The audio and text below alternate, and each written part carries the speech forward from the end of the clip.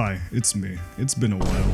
This is gonna be a different kind of video from my normal content, cause today we're talking about drama.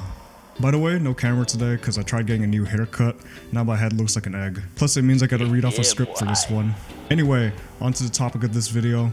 Genshin CN players are not happy with being versed right now, and they've set out to do what the global players were doing 3 years ago.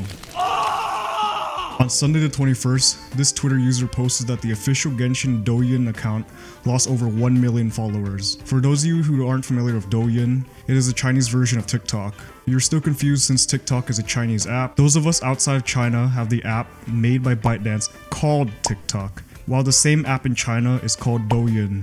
Anyway, later on that same Sunday, another Twitter user posted an update that the official Genshin account had gone from 11 million to 8.9 million followers. If you thought this is all they did, gee golly are you wrong. Their unyielding rampart led them to mass unfollowing companies that even did as little as collaborated with Genshin in the past, including KFC, Pizza Hut, and Hey-Tea. And on Bilibili, as of recording this video, their app rating dropped to 5.9 now. And for those of you who don't know, Bilibili is basically China's YouTube equivalent, kinda like what Yandex and Google are for Russians and burger people. To make matters worse, it's currently reported that Bing has taken it personally and have started to acquire fake accounts to pad out their follower count.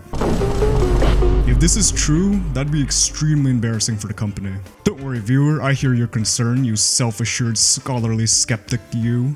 You may be wondering, how do you know for sure that these are fake accounts? Well you see, the poster, HXGDluke, goes on to detail that while there is no foolproof method to tell whether the accounts are legit or not, the recent accounts I started following on that Sunday were mostly accounts solely following Genshin, and nothing else, along with the fact that their account levels are at 0, meaning they don't interact with anything else on the site at all. And the real damning evidence is that according to the original poster, account levels on the site can be gained from simply logging in, meaning a lot of these level 0 only following Genshin type accounts are brand new. Seems kinda sus, wouldn't you say? By the way, this account belongs to one of the OG leakers in the game, if I'm remembering correctly, so as far as ethos is concerned, I trust them to an extent. With this mass exodus from Genshin's official Chinese social media accounts, you may be left scratching your head on the why it's all happening now. Well, think back to last big news that came out from the game, and you'd remember that the 4.4 livestream just aired about 2 days before this all went down. And while there's a multitude of reasons as to why, the main one that I kept reading was because of the reveal that we'd be getting 3 pulls for this New Year/Lantern Rite as a thank you gift. With my basic understanding of the situation, while this may have been the main reason for the drama, other sources have pointed out that it might just have been the last straw camel's back sort of deal. I can't find the original post for this image, but I'll try summing it up so you don't have to read it all. A. It's no secret that Genshin and Honkai Star Rail have overlapping player bases, and don't get along, mostly because of the quality of life and overall more generosity in the training game. This coupled with the fact that they received a free limited 5-star in fucking Dr. Ratio of all people. Someone concerned with comparing the two games from a Genshin standpoint would be rightfully upset, cause all we got was Aloy, who kinda just exists there because of the PlayStation collab. And speaking of Sony, B, it's also no secret that players keep up with leaks. I mean, this speaks for itself. In that, a ton of people saw that there would be a free 4-star skin selector with this year's Lantern Rite. And the keyword here is free. It was leaked that you'd be able to pick any skin of your choice, besides Diluc's, for free. While some were skeptical on the free status, I assure you no one in the world population's vast amount of intellectuals could have guessed what it would be in reality. That it would actually be a Chinese PlayStation 5 gift. You see, that's where the problem is. Apparently in China, the PS5 has very few games and leads to many Chinese players setting their accounts to Hong Kong instead. So for Bing to entertain the idea for a Chinese Genshin player to buy a fucking full PS5 for $500, approximately 3,500 yuan, just to play Genshin and get a free skin is insane. And C is the whole 3 pulls or 480 Primo Gems we discussed earlier. Apparently the CN wording of the gem announcement was accompanied by a message that basically translated to something like, "Thank you for another year of companionship," which is really just salt on the wounds of the players. Like I know it's a slippery slope to compare gacha games, but Fago, you know this one, the one notorious for being nearly impossible to pull who you want, trust me, I know.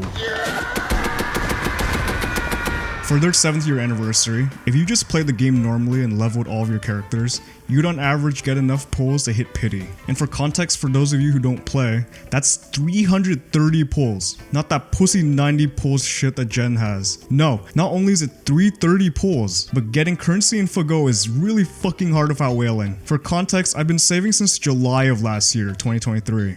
And now only have 200 pulls. That's about 6 months and not even close to pity. Anyway, the fact that Lasagna basically gave Fate players enough to guarantee a 5-star, while Genshin gets 3 pulls is insane, given how bad of a company they are too. But that's a video for another day. Yeah, I get that I'm comparing a 7th year anniversary reward versus a New Year campaign, but if I compared Fago's 3rd year anniversary and Genshin's semi-recent 3rd year, it's not going to change anything. Anyway, in the midst of all this chaos surrounding Xian's battle against Bing, there was this post on the official Genshin subreddit basically confirming that the whole situation was indeed real, since apparently some people were denying and downplaying it, or just straight up ignorant to its existence. However, something peculiar about this post is that apparently other posts talking about this subject were getting mass removed by the moderators on the sub.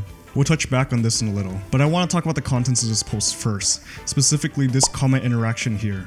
And I quote, "None of this drama would be happening if they stopped treating their games differently. Both games make millions, yet one of them is giving out free limited 5 stars before even reaching anniversary, and the other can't even get a free standard 5-star after 3 years. People here defend them all they want, but whichever way you look at it, it's bullshit and unfair. No wonder people are mad. Literally just treat the players the same. That's all you need to do." And I completely agree with this one, but this is where I have to talk about it. This comment right here, and I quote, "There's a reason the games are treated different, and it's most definitely not favoritism. There's no real competitor for Genshin as an open world action RPG. Nothing quite on its level, and even the few that have tried have been a disaster so far at least. There's no risk to Genshin remaining dominant, even if they don't have to give anything out, because there's nothing quite like it so far. Genshin was one of the first of its type on mobile too, so there were no established games in this genre to compete against. HSR is a pretty game with high production value, but it's ultimately competing against thousands of turn-based auto-battlers with established followings. To compete against them, you have to play on their level, and generosity is the name of the game there.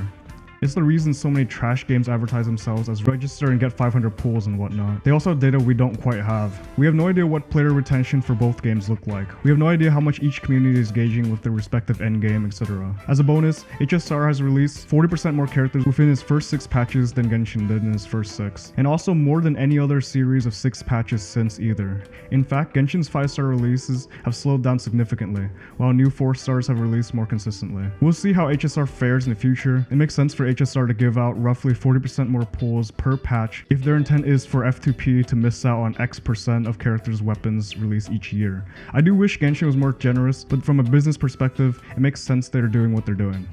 I don't necessarily agree with this statement in the reply for 2 main reasons. A.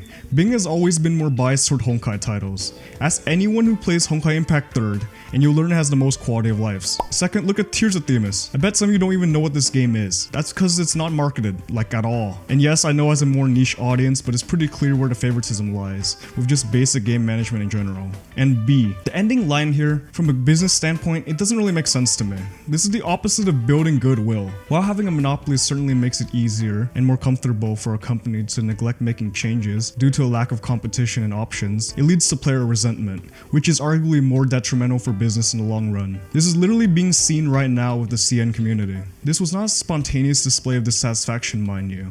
It's nothing small either. Millions of people are taking part in this. While yes, part of it is definitely mob mentality, there is still a core population of players who are straight up sick of Bing and their shitty practices. I'm willing to bet that this was brewing for a while now. As for the reason why I decided to make this video was A. I want to save you trips to Twitter.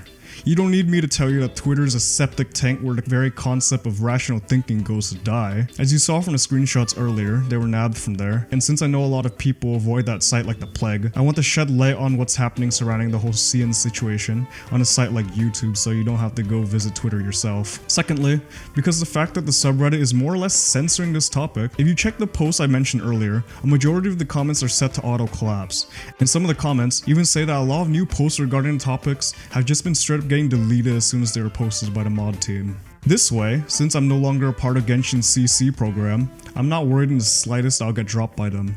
Cause that already happened before. And since it's on YouTube, I can talk about this topic without fear of being silenced, and the sub mods can't go into damage control mode and take down my video, and since they have no power here, and everything I'm talking about is completely allowed in accordance to YouTube's terms of service. As for closing thoughts, kinda wild, don't you think? That CN's going through the same character arc that Global did during the first year anniversary. You remember, right? With the review bombing on the Play/App Store and Google Classroom.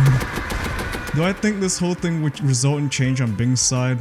Probably not. It's precedented in the year 1 fiasco, kinda. Well, I guess it could be argued that since Bing is a Chinese company, that the Chinese player-based voices are louder than the global ones, but that is yet to be seen in a situation like this. Circling back to the whole monopoly no competition thing, while I think unfollowing and review bombing does indeed get Bing versus attention, the only way to actually get what you want in terms of change is to vote with your wallets. What do I mean by this? I mean, if you want them to really sweat, you'd want games like Wuthering Waves and Arknight's Enfield to do well when they come out. Tower Fantasy tried and failed, but given the fact that they were made by a company with literally no other games under their belt, it was set up for failure. While Wa is made by Kuro, who made PGR, Enfield is made by Hyper Graphy, who obviously made Arknights, if the name wasn't obvious. Both being relatively successful previous games, so there's a chance. In my personal opinion, MiHoYo is straight up a really bad company when it comes to managing Genshin. They hardly ever listen to player feedback. I mean, look at the Claim All Expedition button. That was the second most sought after quality of life since day 1, only after artifact loadouts. And it took them 3 years to add this. You don't have to have a computer science degree to know that this is not a hard thing to implement. It's the little things like this that prove that MiHoYo really doesn't care about your time that made me lose respect in them as game managers. I think the game is solid in the technical aspect, but how it's kept leaves a lot to be desired. And oh, I should mention, I'm no tourist to the game either. For anyone new to the channel, I've been with Genshin since its beta days. All of my criticisms come from a place of deep care for the game, not hatred.